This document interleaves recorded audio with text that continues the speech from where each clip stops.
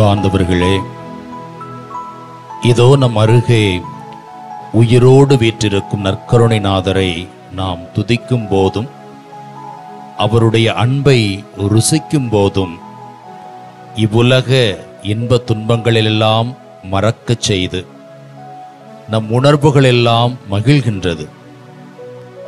திருப்பாடல்கள் ஒன்றின்படி அவர் வார்த்தைகளை இரவும் பகலும் வாசிக்கும் போதும் தியானிக்கும் போதும் அவை நமக்கு உணவாகவும் உடலுக்கு புத்துணர்ச்சி தரும் மருந்தாகவும் அமைகின்றது. என் உயிரான இயேசுவே, நற்கருணை நாதரே, நான் என்றும் உம்மையே துதிப்பேன், உம்மை மாத்திரமே துதிப்பேன் என்று அவரை ஆராதித்து துதித்து வணங்கி ஆர்ப்பரித்து பாடுவோம்.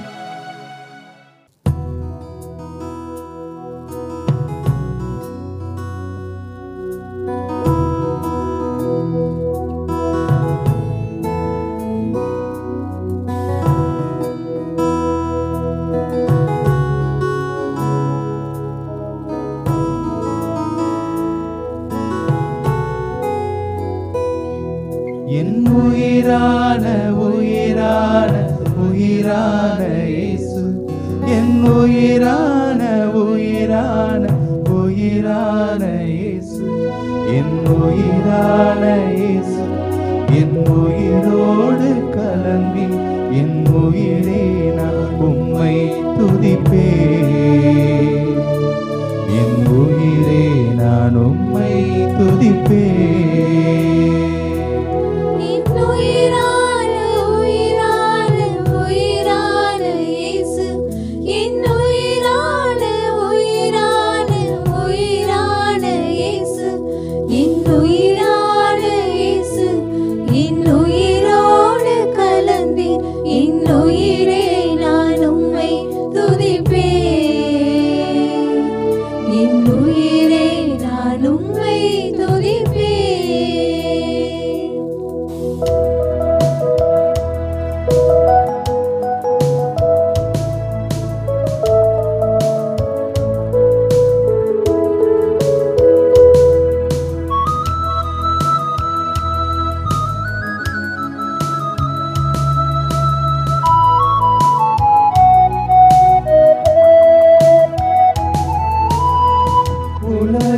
உலகமெல்லாம் மறக்குதையா, உணர்வு எல்லாம் இனிக்குதையா,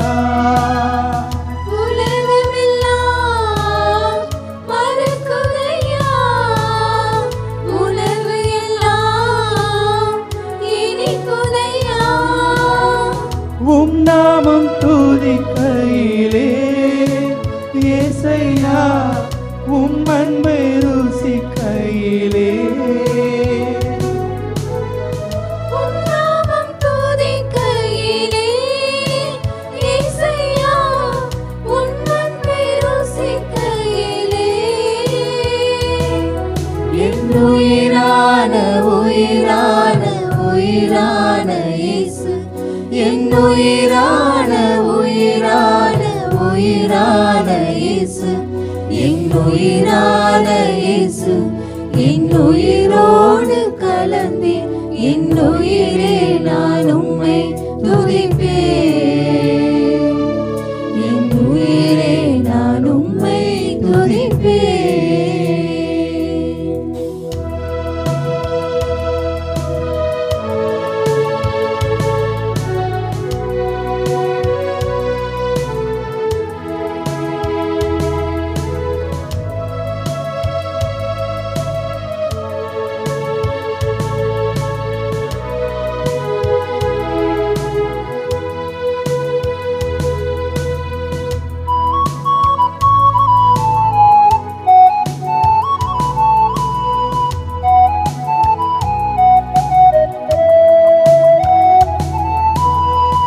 உம் வசனம் உணவாகும், உடலுக்கெல்லாம் மருந்தாகும், உம் வசனம்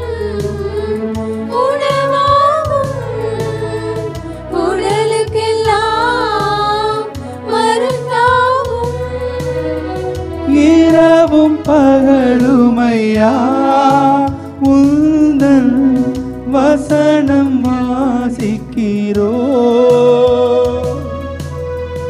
இரவும் பகலும் ஐயா உந்தன் வசனம் வாசிக்கிறோம்.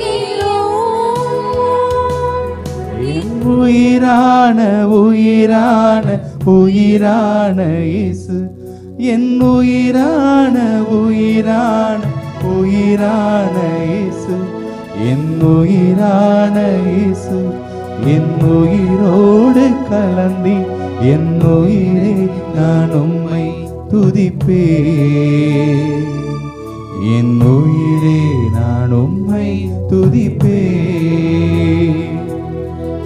உயிரான உயிரான உயிரான இயேசு என் உயிரான உயிரான உயிரான இயேசு என் உயிரான இயேசு என் உயிரோடு கலந்து என் உயிரே நான் உம்மை துதிப்பேன் என் உயிரே நான் உம்மை துதிப்பேன். ஆ ஆ ஆ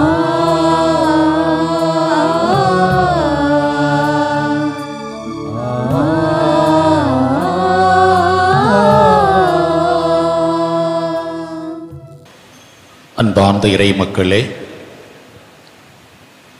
மாதா தொலைக்காட்சி வழியாக இந்த நற்கருணை ஆசீர்வாதத்தில் கலந்து கொண்டு ஜெபிக்கிற இறை குலமே,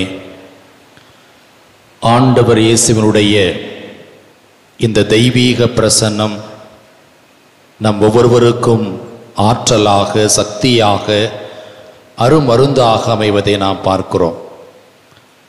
நற்கருணை ஆண்டவருடைய பாதத்தில் அமர்ந்து ஜெபித்த எத்தனையோ புனிதர்கள் நம் எல்லோருக்கும் முன்மாதிரியாக வாழ்கின்றார்கள்.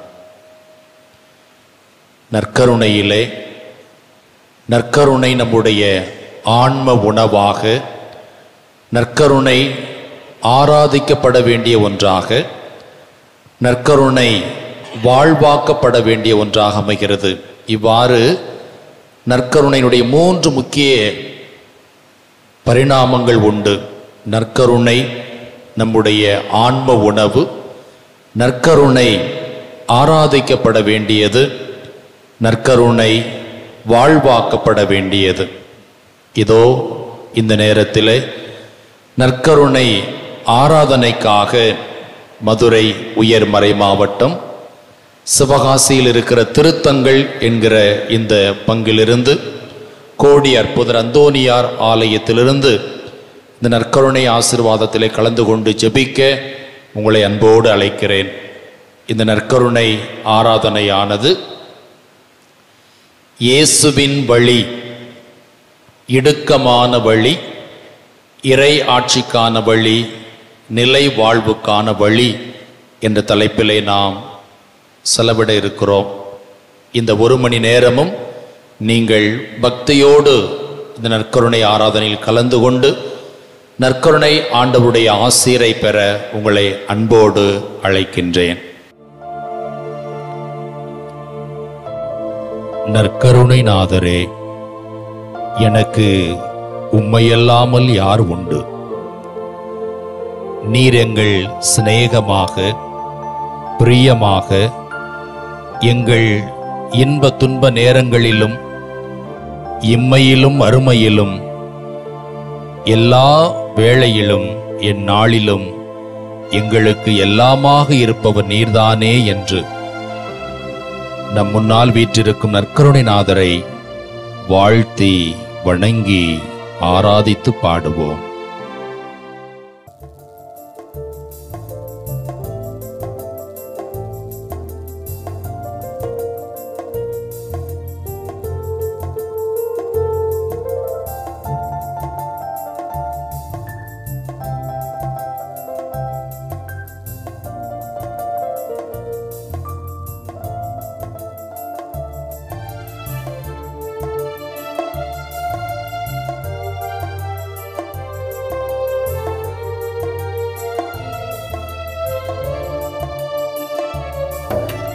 உம்மை அல்லாமல் எனக்கு யாருண்டு? உம்மை அல்லாமல் எனக்கு யாருண்டு? உம்மை அல்லாமல் எனக்கு யாருண்டு? உம்மை அல்லாமல் எனக்கு யாருண்டு? என் இயேசையா அல்லேலூயா, என் இயேசையா அல்லேலூயா, என் இயேசையா அல்லேலூயா, என் இயேசையா அல்லேலூயா.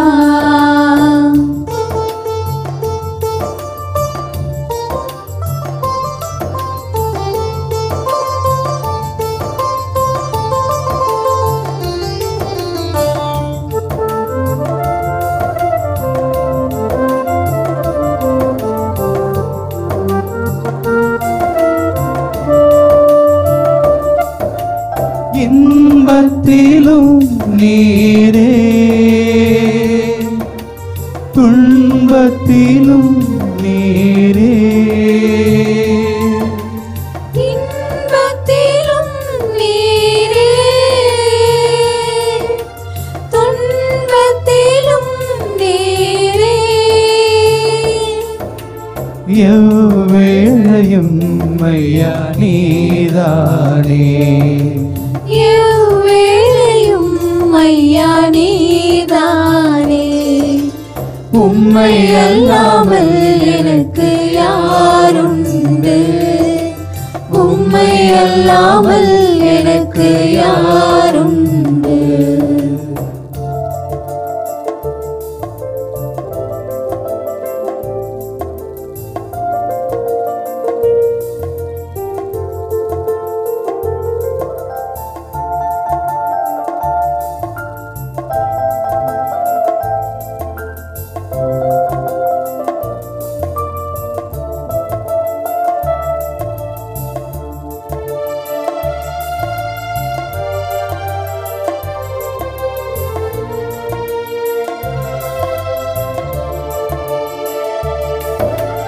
என் ஸ்நேகமும் நீரே, என் ஆசையும் நீரே, என் சிவமும் நீரே, என் ஆசையும் நீரே, என் எல்லாமே ஐயா நீதானே, என் எல்லாமே ஐயா நீதானே. உம்மை அல்லாமல் எனக்கு யாருண்டு?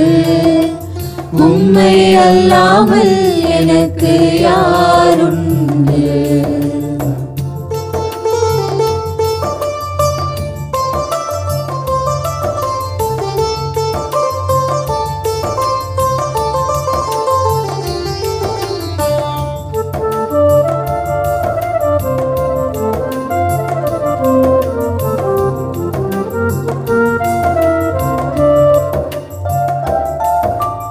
இம்மையிலும் நீரே, மறுமையிலும் நீரே, இம்மையிலும் நீரே, மறுமையிலும் நீரே, எந்நாளுமே ஐயா நீதானே, எந்நாளுமே ஐயா நீதானே. உம்மை அல்லாமல் எனக்கு யாருண்டு? உம்மை அல்லாமல் எனக்கு யாருண்டு? உம்மை அல்லாமல் எனக்கு யாருண்டு? உம்மை அல்லாமல் எனக்கு யாருண்டு?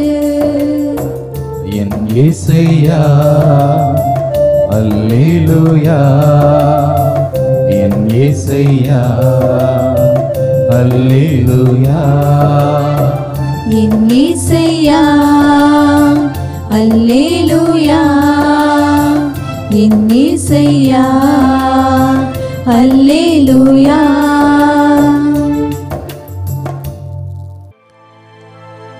மலை போல துன்பங்களும் பலவீனங்களும் உங்களை சூழ்ந்துள்ளதா?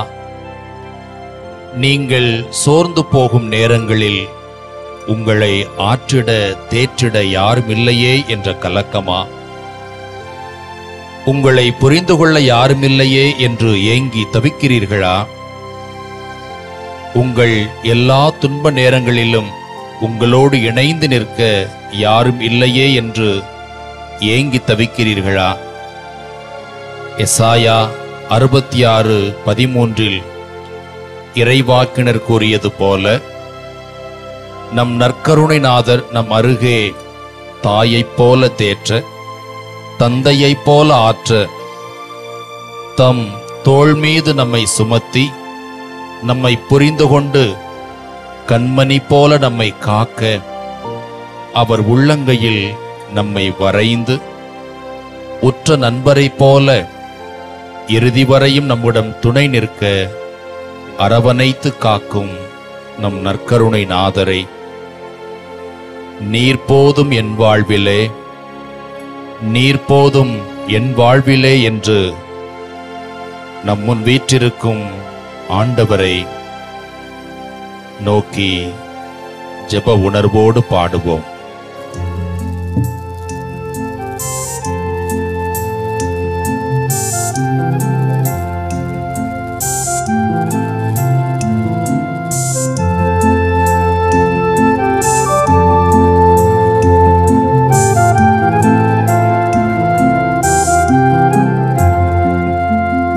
தாய் போல தேற்றி தந்தை போல ஆற்றி தோள் மீது சுமந்திடும் என் இயேசையா.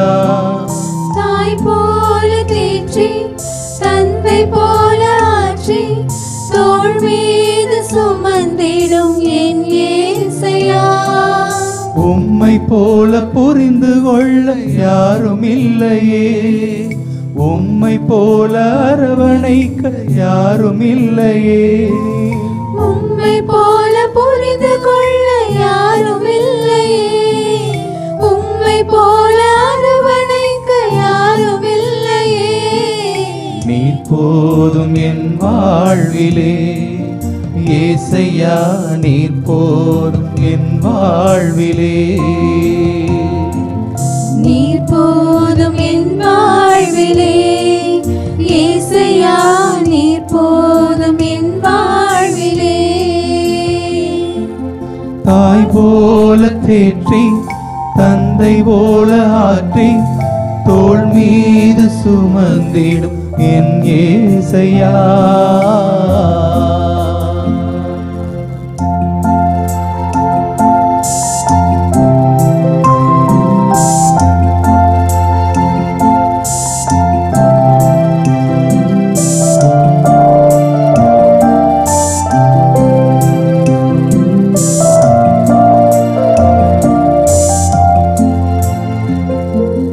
மலை போல துன்பம் என்னை சூழும் போது அதை பனி போல உருகிட செய்பவரே. மலை போல துன்பம் என்னை சூழும் போது அதை பனி போல உருகிட செய்பவரே. கண்மணி போல் என்னை காப்பவரே, உள்ளங்கையில் பொறிந்தென்னை நினைப்பவரே. கண்மணி போல் என்னை காப்பவரே, உள்ளங்கையில் பொறிந்தென்னை நினைப்பவரே. நீர் போதும் என் வாழ்விலே இயேசையா, நீர் போதும் என் வாழ்விலே, நீர் போதும் என் வாழ்விலே இயேசையா, நீர் போதும் என் வாழ்விலே. தாய் போல தேற்றி தந்தை போல ஆற்றி தோள் மீது சுமந்திடும் என் ஏசையா.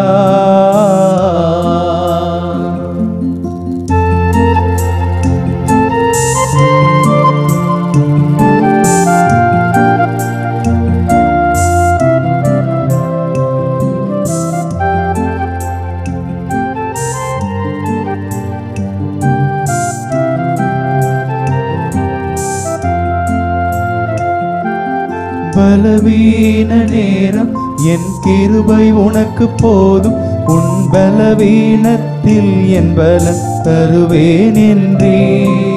பலவீன நேரம் என் கிருபை உனக்கு போதும், உன் பலவீனத்தில் என் பலம் தருவேன் என்றே.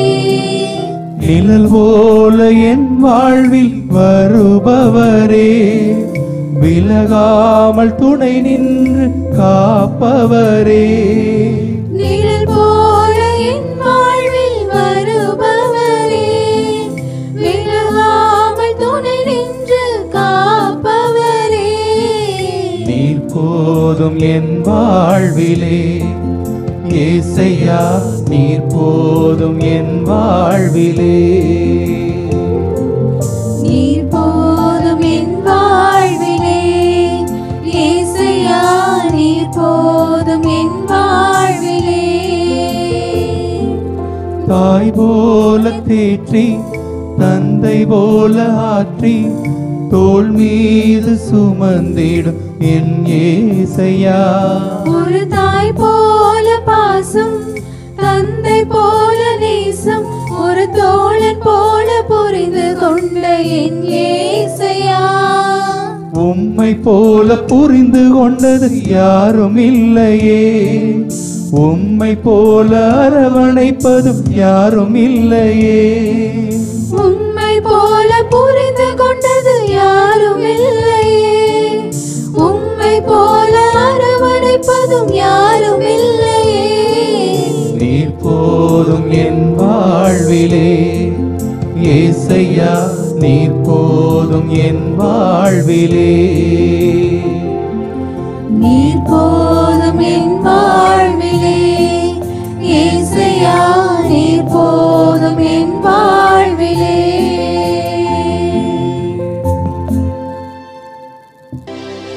ஆண்டவர் உங்களோடு இருப்பாராக. உம் ஆன்மாவோடும்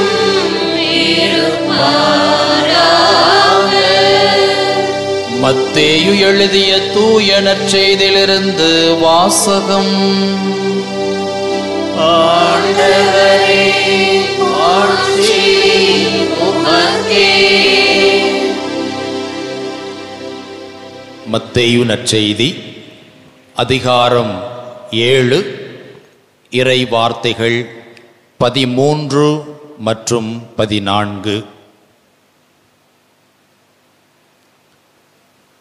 இயேசு தம் சீடர்களையும் கூடியிருந்த மக்கள் கூட்டத்தையும் பார்த்து கூறியதாவது: இடுக்கமான வாயிலின் வழியே நுழையுங்கள், ஏனெனில் அழிவுக்கு செல்லும் வாயில் அகன்றது, வழியும் விரிவானது, அதன் வழியே செல்வோர் பலர். வாழ்வுக்கு செல்லும் வாயில் மிகவும் இடுக்கமானது, வழியும் மிக குறுகலானது, இதை கண்டுபிடிப்போர் சிலரே.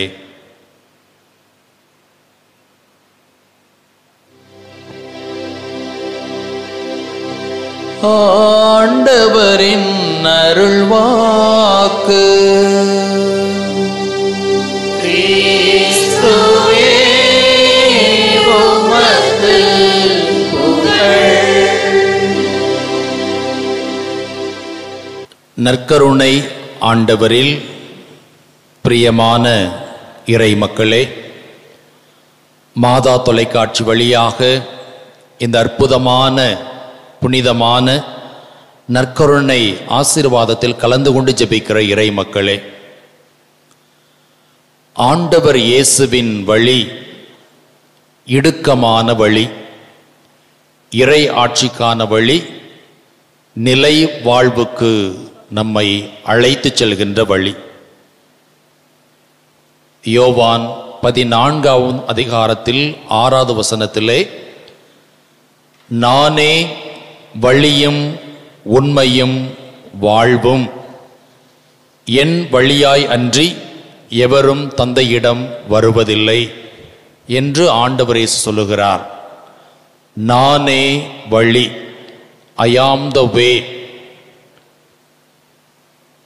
ஆண்டவர் இயேசு தான் வாழ்ந்து முன்மாதிரி காட்டிய வழிதான் உண்மையான வழி, இறை ஆட்சியின் வழி, நிலை வாழ்வுக்கான வழி என்பதை ஆழமாக உணர்ந்து அவரை பின்பற்றக்கூடிய நமக்கும் அந்த வழியை காட்டுகிறார். இயேசுவின் வழி உண்மையான வழி. மத்தேயு நற்செய்தி 5, 6, 7 இந்த 3 அதிகாரங்கள் மலைப்பொழிவு என்று அழைக்கப்படுகிறது. அதாவது ஆண்டவர் இயேசு தம்மை பின்தொடர்ந்த சீடர்களுக்கும் எதிர்காலத்தில் அவரை பின்தொடரப் போகிற நம்மை போன்றவர்களுக்கும் இந்த மலைப்பொழிவில் அநேக அறிவுரைகளை, வழிமுறைகளை நமக்கு காட்டியிருக்கிறார். மத்தேயு நற்செய்தி 7வது அதிகாரம் 13 மற்றும் 14வது வசனத்திலே நாம் வாசிக்கிற பொழுது, இடுக்கமான வாயிலின் வழியே நுழையுங்கள், ஏனெனில் அழிவுக்கு செல்லும் வாயில் அகன்றது, வழியும் விரிவானது, அதன் வழியே செல்வோர் பலர். வாழ்வுக்கு செல்லும் வாயில் மிகவும் இடுக்கமானது, வழியும் மிக குறுகலானது, இதை கண்டுபிடிப்போர் சிலரே என்று சொல்லுகிறார். யோவான் நற்செய்தி 14:6 நானே வழி என்று சொன்ன ஆண்டவர் அந்த வழி எப்படிப்பட்டது என்பதை மலை பொழிவிலே 7ஆம் அதிகாரம் 13, 14வது வசனத்திலே சொல்லுகிறார். இடுக்கமான வாயிலின் வழியே நுழையுங்கள், ஏனெனில் அழிவுக்கு செல்லும் வாயில் அகன்றது, வழியும் விரிவானது, அதன் வழியே செல்வோர் பலர். வாழ்வுக்கு செல்லும் வாயில் மிகவும் இடுக்கமானது, வழியும் மிக குறுகலானது, இதை கண்டுபிடிப்போர் சிலரே என்று சொல்லுகிறார். ஆண்டவர் இயேசு வாழ்ந்த பாதை, ஆண்டவர் இயேசு நமக்கு முன்வைத்த வாயில் இடுக்கமானது. இடுக்கமானது என்று நாம் சொல்லுகிற பொழுது மதிப்பீடுகள் நிறைந்தது, சவால்கள் நிறைந்தது, கடினமானது என்பதெல்லாம் அதில் உள்ளடங்கி இருக்கிறது. அதாவது எப்படியும் வாழலாம், எவ்வழியிலும் வாழலாம் என்பது இந்த உலகம் நமக்கு சொல்லக்கூடிய பாடம். இப்படித்தான் வாழ வேண்டும், இதுதான் வழி என்று ஆண்டவர் இயேசு நமக்கு முன்வைக்கிறார். அந்த வழி என்பது இடுக்கமான வழி, கடினமானது, சவால் மிகுந்தது, வாழ்வதற்கு கடினமான ஒன்று. ஆனால் அந்த வழியில் பயணிக்கின்ற பொழுது பயணம் கடினமாக இருந்தாலும் அது நம்மை நிலை வாழ்வுக்கு அழைத்து செல்லும். இந்த உலகம் முன்வைக்கின்ற பாதை அகலமானது. அதைத்தான் 13வது வசனத்திலே நாம் வாசிக்கிறோம். அழிவுக்கு செல்லும் வாயில் அகன்றது, வழியும் விரிவானது, அதன் வழியே செல்வோர் பலர். இந்த பாதை அகன்றது, அழகானது, கவர்ச்சியானது, பயணிப்பதற்கு எளிதானது. ஆனால் அது அழிவுக்கு நம்மை அழைத்து செல்லும். பயணம் எளிதாக இருக்கும், ஆனால் அது அழைத்து செல்லக்கூடிய இலக்கு என்பது அழிவுக்குரியது என்பதை ஆண்டவர் இயேசு உணர்த்துகிறார். எனவே அவர் போதித்து வாழ்ந்து முன்வைத்த பாதை என்பது இடுக்கமான பாதை. இந்த இடுக்கமான பாதை என்பது பயணிப்பதற்கு கடினமாக இருந்தாலும் நம்மை அழைத்து செல்லக்கூடிய இலக்கு என்பது நிரந்தரமான நிலை வாழ்வை வழங்குவது. இதுதான் அன்பார்ந்தவர்களே கிறிஸ்தவ வாழ்க்கை என்பது. கிறிஸ்தவ வாழ்க்கை என்பது வாழ்வதற்கு கடினமானது. எனவேதான் ஆண்டவர் இயேசுவை நிறைய பேர் பின்பற்றவில்லை. அதில் அநேக மக்கள் இயேசுவோடு இருந்தாலும் அதில் ஒரு சிலர் தான் முழுமையாக அவரை பின்பற்றினார்கள். நாமும் அந்த இடுக்கமான பாதையை, இடுக்கமான வாயிலை தேர்ந்தெடுத்த சிலரில் ஒருவராக வேண்டும். இதைத்தான் ஆண்டவர் இயேசு இந்த நற்கருணை ஆராதனை வழியாக நமக்கு முன்வைக்கிறார். இந்த உலகிலே பலவிதமான கவர்ச்சியான வழிகள் நமக்கு முன்வைக்கப்படுகிறது. கிறிஸ்தவ மதிப்பீடு என்பது ஜாய் த்ரூ சஃபரிங், துன்பத்தின் வழியாகவே மகிழ்ச்சி. சக்சஸ் த்ரூ ஹார்ட் ஒர்க், கடின உழைப்பின் வழியாகவே வெற்றி. ரெசரக்ஷன் த்ரூ டெத், இறப்பின் வழியாகவே உயிர்ப்பு. இதுதான் கிறிஸ்தவம் நமக்கு சொல்கின்ற பாடம். இதற்கு எதிராக முரணாக இருப்பது எல்லாமே இந்த உலகம் முன்வைப்பது. உதாரணத்திற்கு, ஏன் நீ இன்பமாக இருக்க வேண்டுமா? எதற்காக துன்பப்பட வேண்டும்? இதோ உனக்கு குறுக்கு வழி, இன்பத்தை நான் தருகிறேன் என்று இந்த உலகம் முன்வைக்கிறது. எதற்கு கடினப்பட்டு நீ வெற்றி அடைய வேண்டும்? இதோ வெற்றிக்கான குறுக்கு வழி என்று இந்த உலகம் நமக்கு சொல்லுகிறது. இந்த குறுக்கு வழிகள் எல்லாமே நிலையானதல்ல, நிரந்தரமானதல்ல.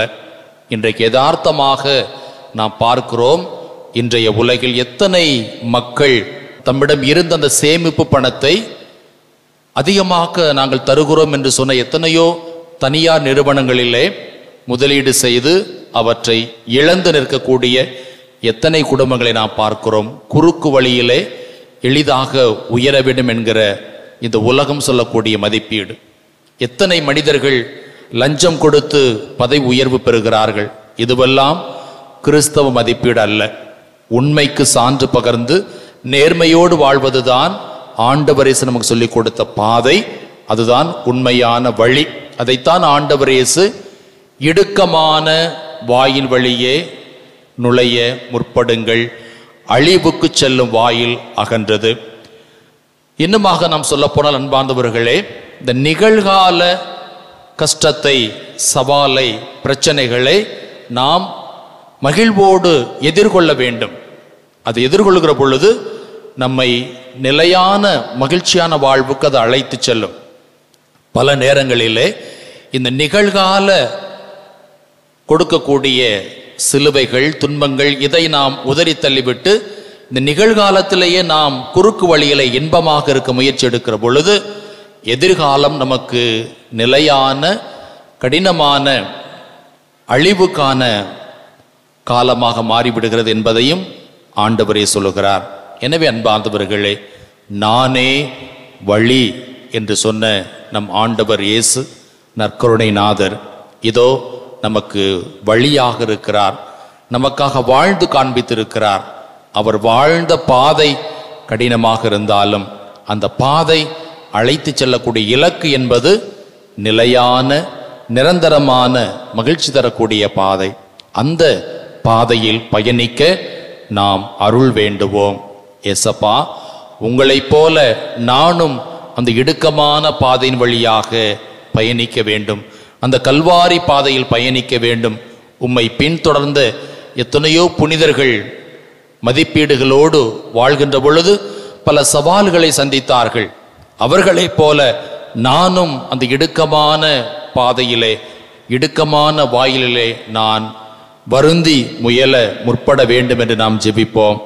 ஆண்டவர் இயேசு யோவான் 10ஆம் அதிகாரம் 7வது வசனத்திலே, ஆடுகளுக்கு வாயில் நானே, ஆடுகளாகிய நமக்கு வாயில் நானே என்றும், நானே வாயில், என் வழியாக நுழைவோருக்கு ஆபத்து இல்லை என்றும் சொல்லியிருக்கிறார்.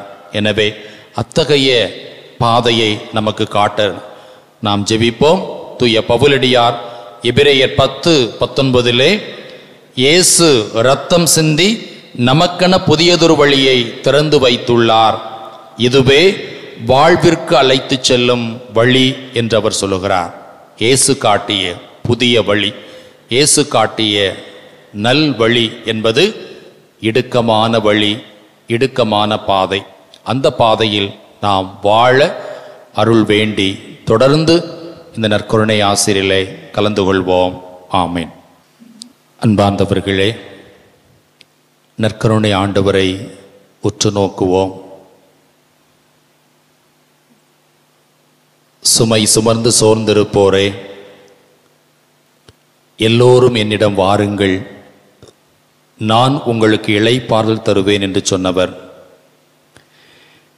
இடுக்கமான வாயின் வழியே நுழையுங்கள், அழிவுக்கு செல்லும் வாயில் அகன்றது என்று சொன்னவர். அந்த இடுக்கமான பாதையின் வழியில் நாம் பயணிக்க அருள் வேண்டுவோம். நம்முடைய மன்றாட்டுக்களை நற்கருணை ஆண்டவருடைய பாதத்தில் நம்பிக்கையோடு சமர்ப்பிப்போம்.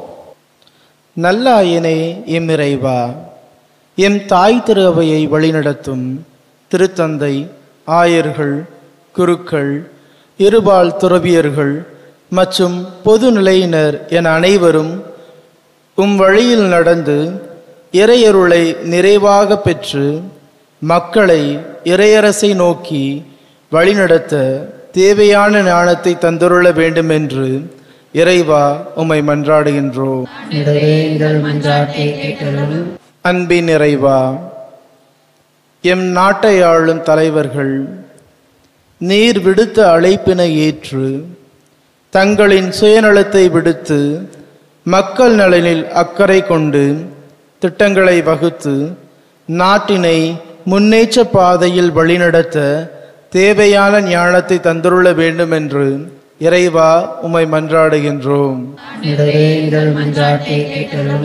கருணை கடலே எம் இறைவா, எம் குடும்பங்களில் பல்வேறு நோய்களினால் வருந்தும் அனைவரையும் உம் கரங்களிலே அர்ப்பணிக்கின்றோம்.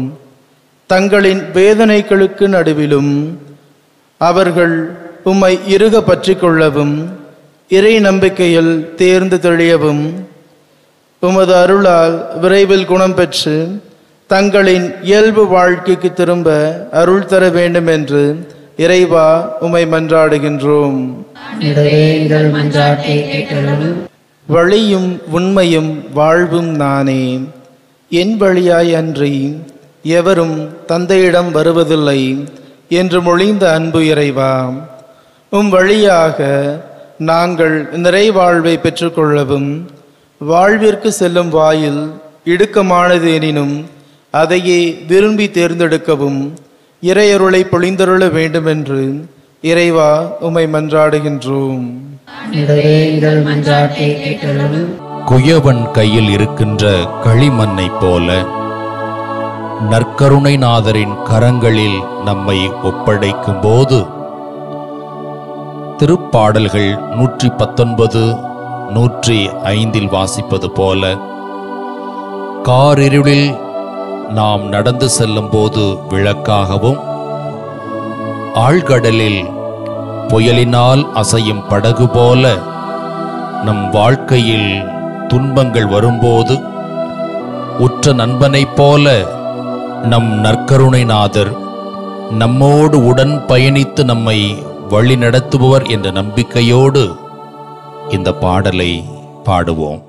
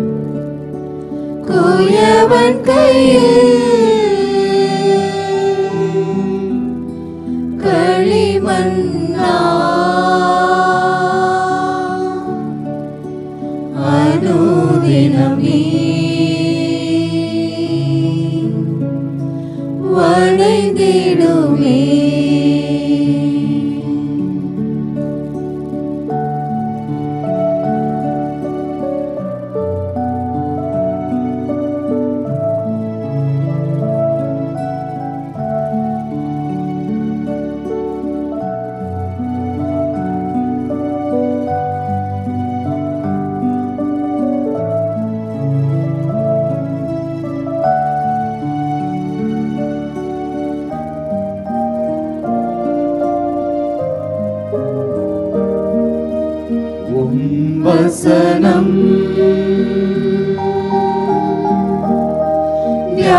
தியானிக்கையில் இதயமதில் ஆறுதலே காரிருளில் நடக்கையிலே தீபமாக வழி நடத்தும் காரிருளில் நடக்கையிலே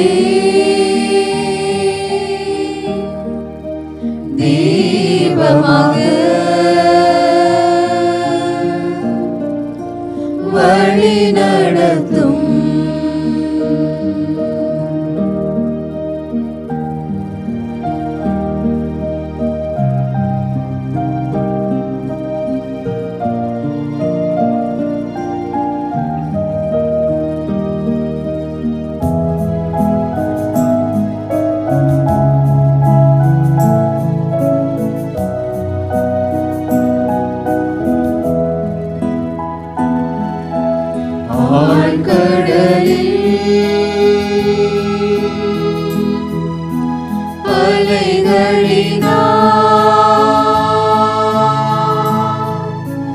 அசையும் போது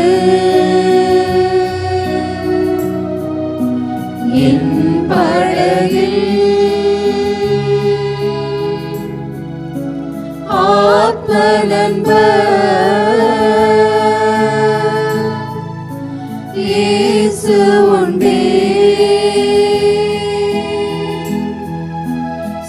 சேர்ந்திடுவே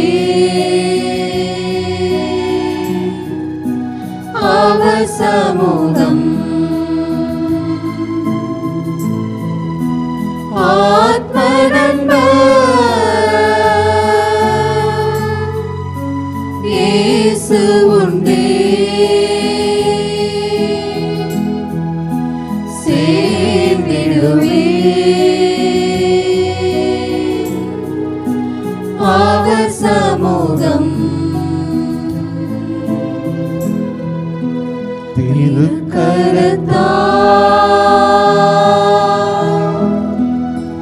தாங்கி என்னை திரு சித்தம் போ நடத்திடுமே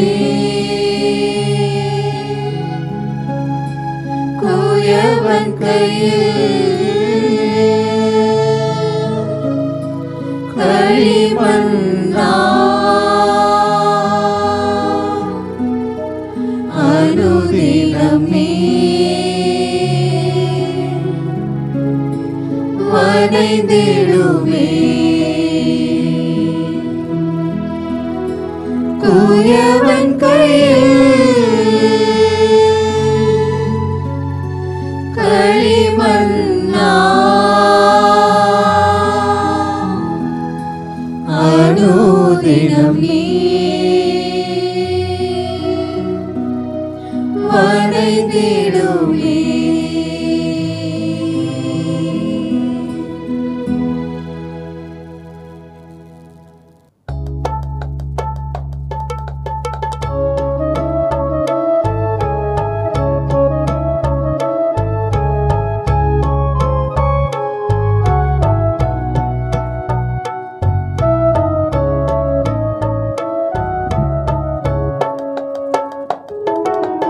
ஆண்டுயர்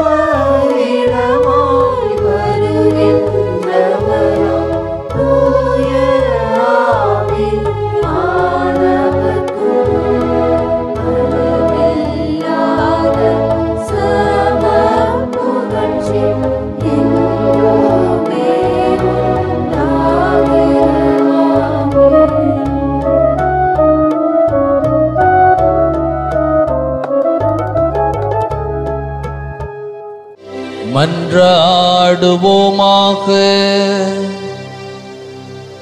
இறைவா, இந்த வியப்புக்குரிய அருளடையாளத்திலே உம்முடைய பாடுகளின் நினைவை எங்களுக்கு விட்டு சென்றே.